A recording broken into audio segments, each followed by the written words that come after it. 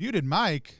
You guys probably just thought I was just jamming. That is a soundtrack from the Tower of Scoundrels project, which is not a Zinequest project. It may or may not be a zine, depending on how you define that. We're not going to discuss that right now, but it's one of Phil Reed's projects. It is a 7-inch record that he is producing that is also a Morkborg supplement.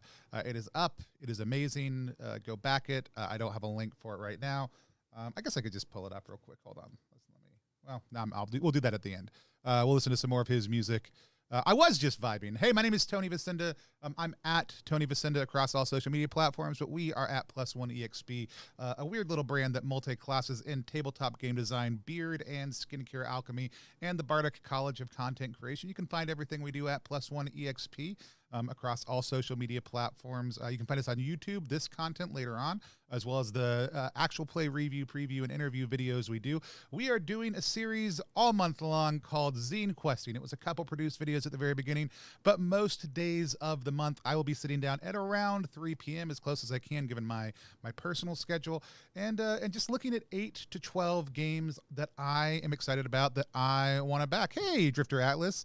Dude, the Phil's project is great. It is the most chill Morkborg stuff I've ever heard. He's also got a Troika Spheres project that is phenomenal. Phil is somebody who I got to interview. We did an interview with him last week. Again, I would go check out the project. I'll find a link for it. We'll feature it at the end.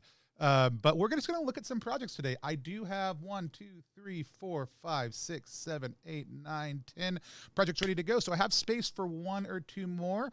I also want to tell you guys about another thing we're going to be doing on Thursdays. I'm not just going to review projects. I'm going to sit down with Lloyd Metcalf from the RPG Artist Hub and from Fail Squad Games, who's an artist. And we're going to talk about the art of projects that we really love. So we may refeature some. We may feature new ones through that, but that's going to be on Thursdays at 2 p.m. I'll stream it live just like normal, but I'll have Lloyd on as a guest. We're going to look through things and just talk about the beautiful games that we're seeing on Zinequest. So that'll be a little bit different day of the week. Yeah, but let's with that said, let's look at these games. Originally my mind was going to do one a minute. That's dumb. I'm not going to do that. If you guys have questions, if you have things you want to know, but I'm going to talk about what I like about these projects. I'll back some of them. I'll save some of them. I'll follow some of them. Me not backing a project doesn't mean anything other than it's not a project that I want to back right now. I may back it later. That happens a lot of times. Lots of times you'll see me hit save. I may just not be interested in it. I am somebody who overwhelmingly believes in positivity and enthusiasm, and that different games are made for different people. So me not picking a game doesn't mean it's not a good game. It doesn't mean you shouldn't go back it. I'm doing this so you might discover games that I don't want to back, but that you do. So with that said, you're going to see me back some. I'll talk about what I like about the campaign. Things I'm looking for are some theme up front. Do you have a good video? If you don't have a video, that's fine. Are you hitting me at the top with some flavor, with some images, with other things that grab me about what your game or your supplement or other things are? I'm looking at art and images. Are you keeping me engaged? But I'm also looking for, after that theme, I want a clear presentation of what this is. Is it a 28-page zine? Is it a system agnostic supplement? Tell me what your project is, and then give me some more flavor and feels about it as we go through. Keep me excited and engaged. I've got the newest page up here. These are the most recent Zinequest projects to drop. We'll go ahead and give that a refresh just to see. Nope, still the most recent, at least according to the Zinequest crew. So we're going to start with a project I'm very excited about. I just dropped a review for this one last night. This is back again from the Broken Lands. It was one of our most anticipated projects of Zine Q2. It was an honorable mention, but only because we were doing more content about it. I love this game. Back again from the Broken Land is a Tolkien-esque tabletop tale-telling game. Because I love alliteration, and that's what I said in the video review we did for them. But basically, you're little people walking back from the big lore, the Doom Lord War. The Doom Lord has been defeated, and you're a small hero who took some part in defeating him. It's from Cloven Pine Games. I'm a huge fan of Cloven Pine Games. I backed Great Soul Train Robbery last year. I have played Autumn Triduum and a number of their other games. Alexi and Leah Sargent, a married couple who does these games. Here are the different playbooks. One of the things is they go very simple with their art, with their presentation. They give me that flavor at the top, though, right? They give me very clearly the theme of the game. And then they start into what specifically it is. That's what I'm looking for. Then they give me a little bit like these are the different playbooks. It's a PBTA system that you can check out. They're telling you about the essential elements, burdens, and stories. But you're basically narrating your journey home. You're dealing with the fallout of the conflict on your characters, and you're narrating what the journey is like. Every section of the journey in classic PBTA style is play to find out. It's a really cool thing, and you're able as a player to provide evocative details that help shape what has happened in this space. I think it's phenomenal. If you want to listen to an actual play of it, there's one here. There's one on our channel also. Also, this one up yesterday. There's a review from us also here. We won't do that now. It's about 7 minutes long, but I gush on it. I gush on it like I'm gushing right now. I think they're a great backer. I have not backed yet. Special inscription, custom art. I did back in high on this game on one of their games last year. I don't know. I hadn't looked at these, but again, I want to point out. So I talked about this yesterday. This is an actual play level, which I think is great to do. Let you play with the creator. This is a special edition. You guys need to start thinking, if you're a creator, about how you ramp up production to get to some of these higher levels to help make funding easier. We're going to click this one right now, the special edition. We'll come back and see if that's what I actually want to do later.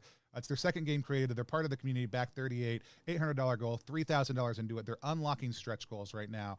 Check out Back Again from the Broken Land. If you guys have projects you want me to talk about, I've got a couple more spaces also. Let me know. Also, before we go into the next one, I do want to remind people, we are doing this thing called $28, 28 days. Backing small content creators at any levels helps. For all 28 days of Zinequest, we're backing one project a day for $1 or £1 in some cases. If you're in the UK, you get that benefit. And then we're sharing the project online to help boost that creator's ability to reach people. So we'd encourage you to consider doing the same. If you are, when you're sharing them online, we'd encourage you to use the hashtag $28 28 days so that people know. Also, if you're watching right now and you're not following Repugnant RPG, that's my project. It's the links down at the bottom. Type that in and go hit follow. Let us know we arrived. We've got, as it's cranking up on the screen, The Drain. The Drain was another one of our top 10 most anticipated. It launched yesterday. It's at $6,607 out of a $2,000 goal, so funding very well. 542 backers. This is a mothership RPG module where you are, the video for this one is actually really great. Let's see if we can drop the video in. This is too loud. I apologize. Be prepared for the volume.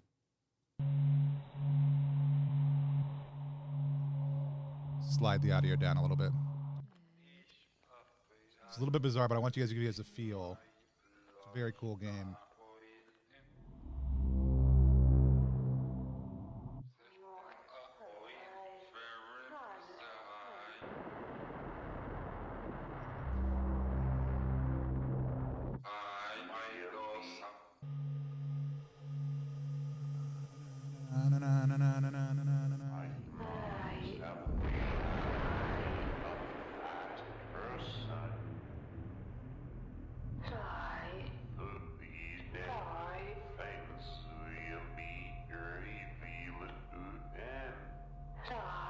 All right, so I know that seems a little bit weird. It gets into a little bit of the story later on, but let's go ahead and walk through it.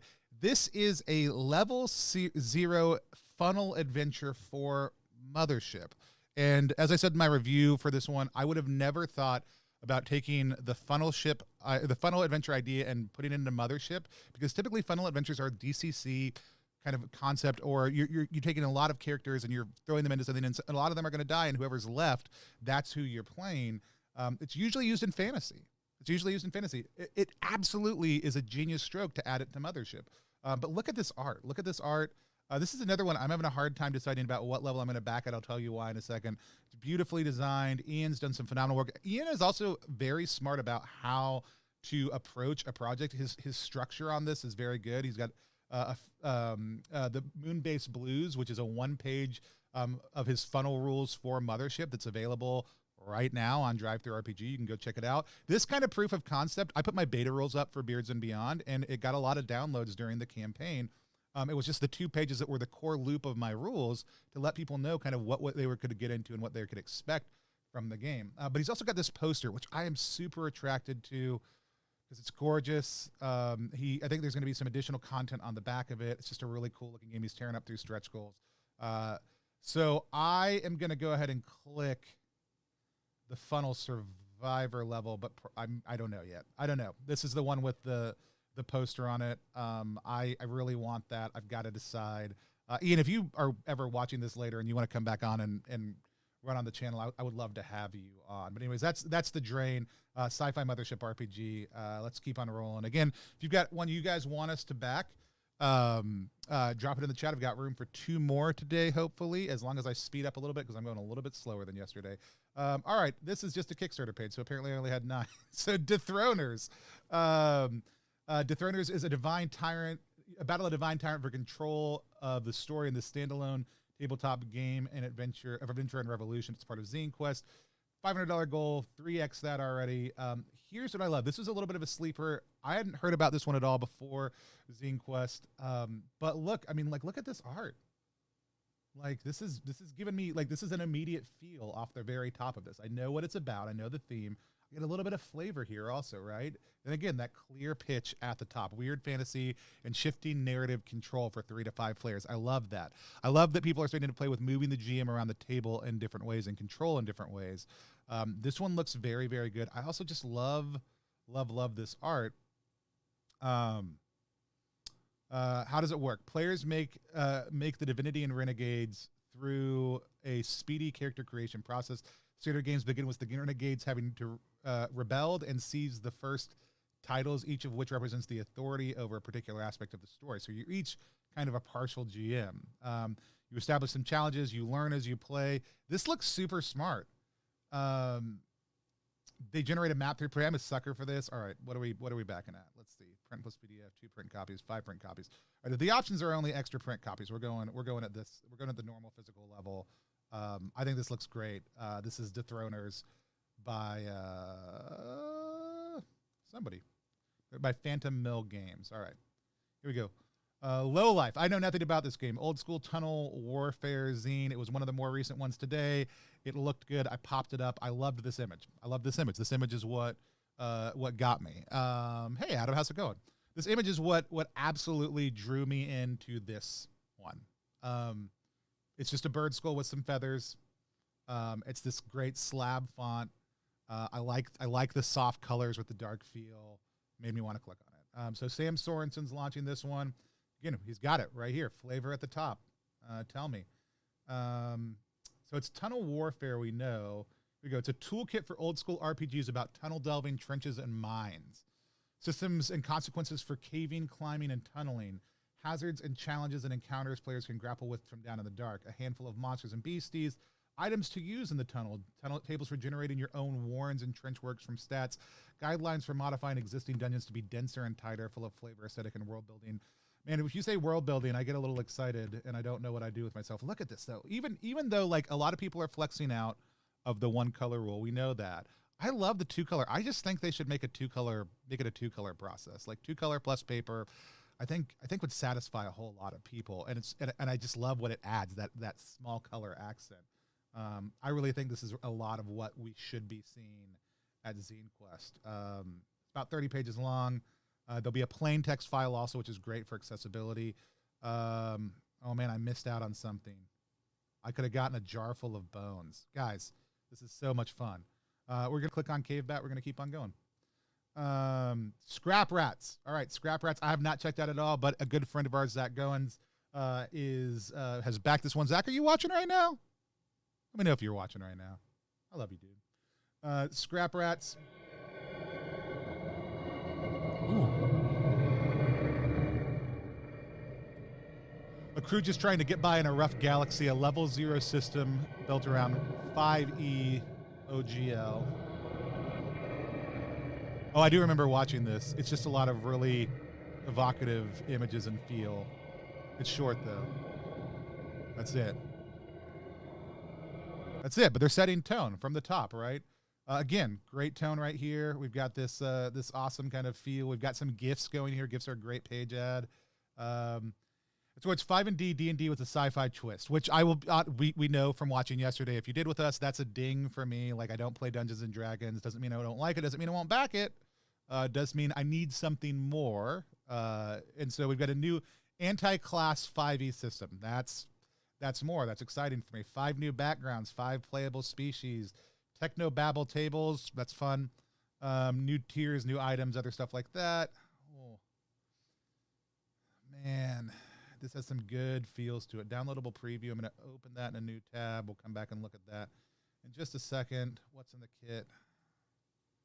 Zach, reach out to me. I want to get you on stream at some point to run this when you guys go to print. If you're watching this later on, we got the stretch goals. I'm gonna save right now. That's what we're gonna do, because I need to know more about the system. I've already got it saved, so we're good. Here's the preview PDF.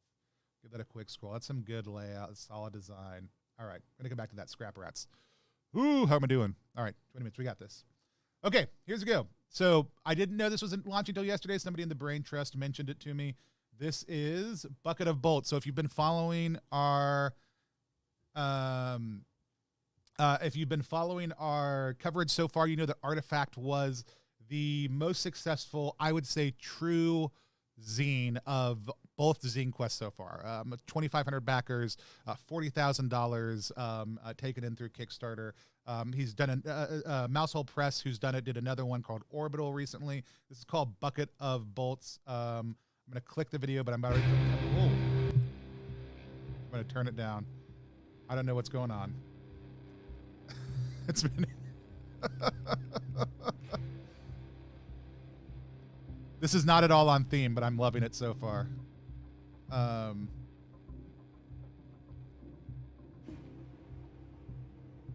have no idea what's happening. This is not at all what I expected. There we go.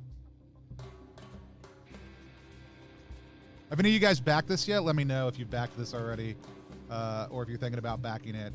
Artifact is you tell the tale of items of power. It's a solo journaling game. Orbital is the same thing, but for a space station. Bucket of Bolts is the same thing, but for a spaceship. So you're basically playing as the Millennium Falcon or another type of spaceship, as different people captain you over time, and then you get passed from person to person. As you go. Like, we know that that's what we can expect from a Mousehole game. I'm going to watch the rest of this later. This is a gutsy choice, by the way, choosing to use other people's stuff in your video. I'm not critiquing it as a bad thing. I'm just saying it's a gutsy choice because you can find yourself in some trouble there depending on how you do it. It's a one-player game. It's going to be good. Oh, and here's something interesting. I did look at this earlier. They're doing a different format than they did for their other ones. But they're doing this one-page format so they can do some stuff on the back. I'm really interested in that. But look at how gorgeous Artifact was. By the way, we're leaving our chance to win Artifact open until the very end of Zinequest. So if you haven't gone and watched our top 10 video and then shared it with what project you're most excited to back, you should do that because you get entered into a chance to win Artifact. But look how gorgeous their stuff is. And that's why, like, he talks about what paper he's using, right? And why that's important. Mousehole Press just does a great job of putting together absolutely beautiful, well-constructed games.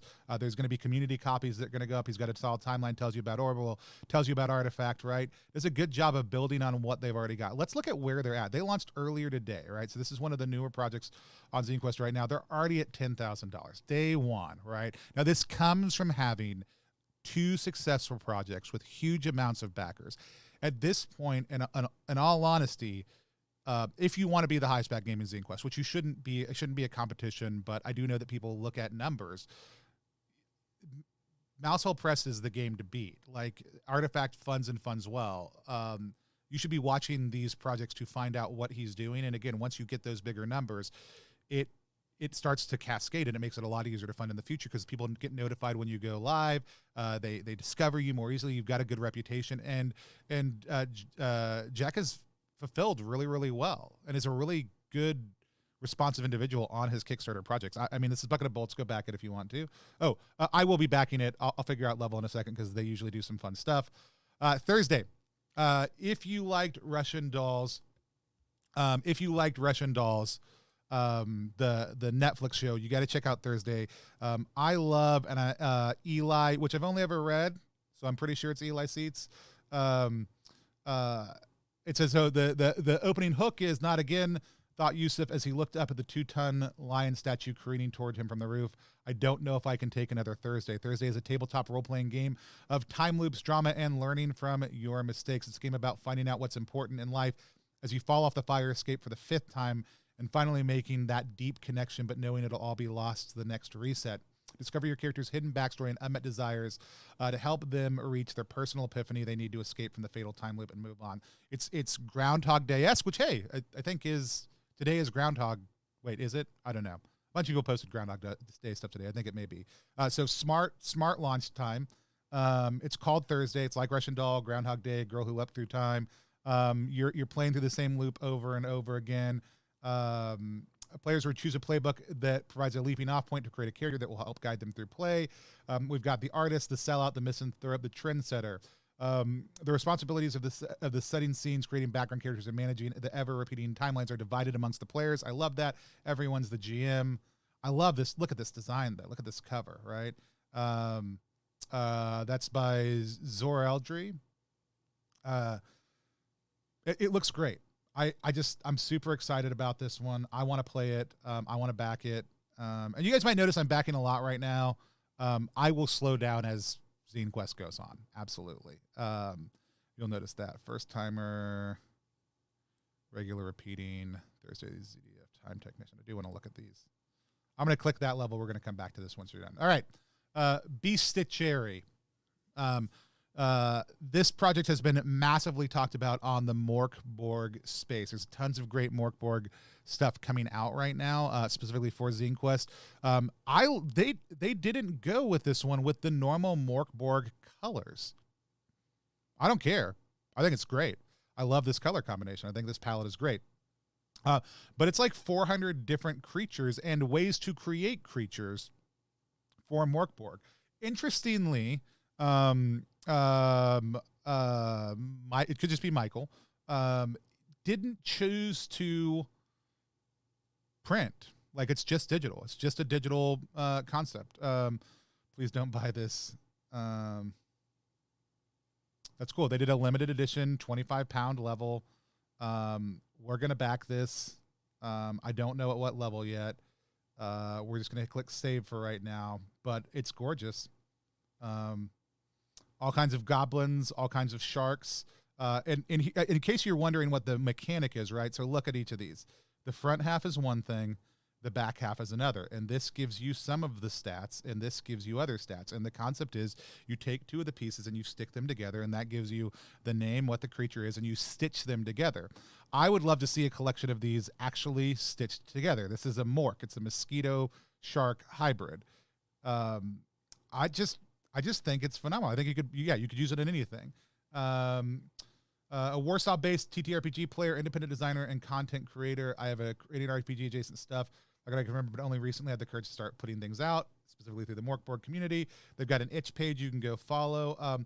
I am pretty sure this is female designed, woman designed, or which absolutely deserves to be supported because it's a great project, and that matters. And so I love seeing that. Let's see, we've got time for. I'll fit one more in if we've got time. If you guys got one you want me to back, we can back this. But I picked this one specifically. RPG Zines group has meant a lot to me. Gothridge Manor, Tim, the guy who started the group, has this campaign up right now, the Mini Crypts of Lady Ingrade. We've got to watch this in that group grow as Tim has kind of talked about whether or not they should do a project, and then picking which of the projects that they could have done that they wanted to do. So launched early today, already funded, 179 backers. I haven't backed yet. The Mini Crypts of Lady Ingrade. Rule set is old school essentials. This is a pretty sparse zine page. Like this is. It's not giving me a lot. I know exactly what it is. I want to point out this is a project that's going to get backed because of people knowing the creator, and because that creator has done a lot to build and foster community. It's going to be an excellent game. Tim has a phenomenal reputation in the field. Like, but it's very sparse. But look at this opening. We've got this great opening image, right? We've got a little bit of the narrative of the story right here. We know what's going on. We know the rule sets. We know the essentials of it. And I like that. I like that. This is a great example of, if you don't have the time to do art, to do images, what a good, solid, basic campaign structure looks like. I'm going to click save on this right now. I'm going to come back. I'm going to back this project, but I'm not going to back it today. But I'll probably go in at the print level without a doubt. With that said, unless we've got another one, I think that's all we've got today. A couple things I'm really excited about. We are going to be covering them later on. Hibernation games. Actually, let's go ahead and talk. I'll come back to hibernation games. I want to talk about Pungeon Quest. Because I want to run Pungeon Quest. I have not looked at the Pungeon Quest page yet. It's going to be our last one for the day. Then we're going to chit chat, hop off, do whatever. If you got questions for me, type in the chat wherever you're watching. Let's see. Beware, adventurers, for I am the Panda Lord. Do you accept the challenge of my pungeon? I'm liking this art. Because after all, you can't make an omelet without breaking a few legs. 11 out of 10 pundits agree this is a wild and crazy ride, chock full of cruel and unusual punishments. Pledge, dear, with the dozens of ruthless riddles, pungent creatures, terrible traps, playful prisoners, and magical items to find. This is like, this is everything I love and hate about myself right now. Say I didn't warn you. All right. So Pungeon Quest, a pun-packed Land of Finn adventure. Don't know what Land of Finn is, but that's great. We're going to find out. Art on this looks great. Cartoon style. I love wordplay. So Beards and Beyond, my game has a lot of wordplay. The skills are built around being able to use them flexibly in a lot of situations. And you just name skills when you start, and then you're able to use them as they come up, but based on wordplay. And so, like, for me, this and a couple other ones are absolutely things I would pick up because I want to run in my game through this. I don't tend to back adventures at a physical level as often. I tend to go digital with them. Well, there's also a very long beard in here. I mean, this has probably sold me right here. See this? You put beards in your game, I'm going to back it. Like, we're playing Moose Spillhell. It's an OSC Dwarven adventure, and Drew has included stats for your Dwarven beard players in OSC, and I'm going to back that because it's got beard stats in it, and that's important to me. You got to decide what's important to you when you back things. It's very smart. I mean, it's very smart. I'm excited to dive into this little encounter system a little bit later.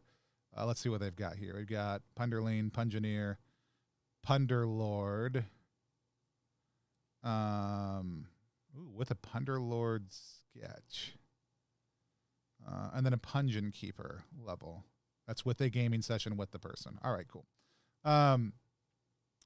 Which some people feel weird about this. Like, some people, how do you guys feel about people who have backer levels that include playing a game with a designer? Like, is that something that you're excited about? You're not excited about? Like, I would just reach out to the designer and say, hey, I'd love to come and have you play on stream. Not everybody feels comfortable doing that. Not everybody has a stream they could have people come play on. Is that an incentive to you to be able to sit down and play with the designer? I love doing that. As a designer, if somebody invites me to come play my game and run my game for them, I'm excited to teach people my game and share my game with people. That's my incentive. Now, obviously, it's a Kickstarter campaign. We want to support creators. This is exciting to me. I think it's a good idea. I just don't know how anybody else ever feels about it. I think it's cool. I never back that level, though. That's never a thing that excites me. So I don't know why I like it, but don't ever back it. So let's see. For the most players who sign up for an actual play level are friends of the project already. Yeah, that's what I would think. And like, I probably already played with those people, but maybe they're across the country. I don't know. Oh, here's some stuff about the Land of Finn. I do want to dive into this. I'm very excited about this project. I want to run this project as a in Beards and Beyond, which is my system, and see just kind of what shenanigans we can get up to with the crossover between high pun work and wordplay skills. Brian Shutter says he'll run a game of Neon Lords for free for anyone who asks anytime. Yeah, I mean, again, it's not a judgment on the creator. Again, I think it's a smart level to add. I think whatever you need to do to help you add value to things you should absolutely be considering in a game. I just don't know. I just don't ever know how I feel about it because I never back at the level, but I like the idea of it. So anyway, something good to talk about over the next little bit, think about. That's our zine questing for today. Again, if you haven't checked out Repugnant RPG yet, that is mine and John DeCampos's game. It's going up later on this month on the 15th. We're launching. Please click follow on that. We're creating a ton of content all month long in our zine questing series. I'll be here most days at 3 o'clock. We will be going either earlier or later tomorrow. I don't know which one. I'll probably push later because I think it'll be easier for more people to jump on. But let me know what games you want me to back. Let me know what games you want me to support, what games we should look at, what games we should talk about. If you see cool things happening, if you have questions, I'll talk about them. I may not know an answer, but I will absolutely have ideas and thoughts that I will share with you. The best way to find us is at Plus One Exp across all social media platforms. I want to remind you again that it matters to small creators when you back their creations. Consider over the course of the next month, if you can, set aside $28 to back one backer every day during the course of February in Zinequest. It does a lot of things for them. It helps people discover them. It gives them $1, right? And then it also, if you share it afterwards using the hashtag $28, 28 days, we'll retweet those whenever we see them, or we'll share them again on social media so that it'll help more people find that backer. It is a great way to help support creators for just $1 on there. If you can't do that, that is okay, right? Just consider sharing their games either way. And so those are just all things to think about, things to consider. Come back tomorrow. Like I said, it'll probably be 4 o'clock that we're doing it. We've got some household business here with the family that we're going to take care of. Repugnant is not going to be the best project of Zinequest. It's going to be a phenomenal project. Well, it depends on what you mean by best. Like if you mean the trashiest, sure. If you're not familiar with what Repugnant is, I'll do that really quick for anybody who's still here. It is a collaboration between John DeCampos of Terrible Games and Tony Vasinda of Plus One Exp.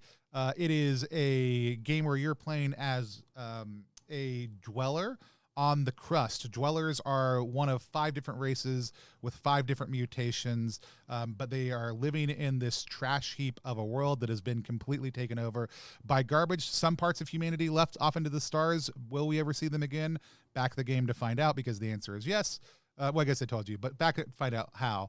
And then everybody else who stayed kind of got mutated in different weird ways, and now there's just gross people living in a gross place and just trying to make their way through the day. But the goal of the game is gross, so we have the rat people, hog people, normal humans, but they're now called meat sack, and they're incredibly hairy and covered with stuff. We've got sentient robots that are actually a hive of insects that flow through their bodies like blood, but also like suck up biomass and can expel it back out just like a humanoid normally would, because they want to be people. But you construct in that race, you actually construct your body out of different trash and garbage. The mutations are mucus based, fart based, eating based, garbage based, and pimple based. So those are different things. I don't know why that was so hard for me. My brain, I'm losing it, guys. I'm losing it. I said this yesterday at the end, but like it's day 2 and I'm already losing it. There's so many good games, so many things I want to check out, look at, take time with. I appreciate you guys hopping on with me to take time to look at those things. Also, we'll be back again tomorrow. You can find us at plus1exp.com. If you buy any beard balm, games, anything else on that site, it goes to help support the work we do. We put the money back into the tabletop RPG community. It helps us create the online content we create. Not these videos, these live ones are not the same, but any piece of polished content that we create, we don't charge the creators to create. We ask them for giveaway copies that we can give to you guys. But it costs about $70 in time and labor for us to be able to produce any one of those. The easiest way to help support us is just to get the word out. But if you want to support us monetarily, buying something at plus1exp.com.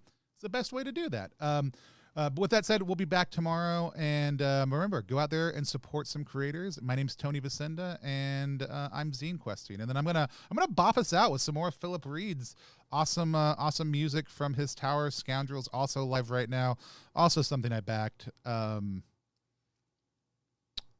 have a very large Zinequest budget, and I'm going to hit it, and that's okay.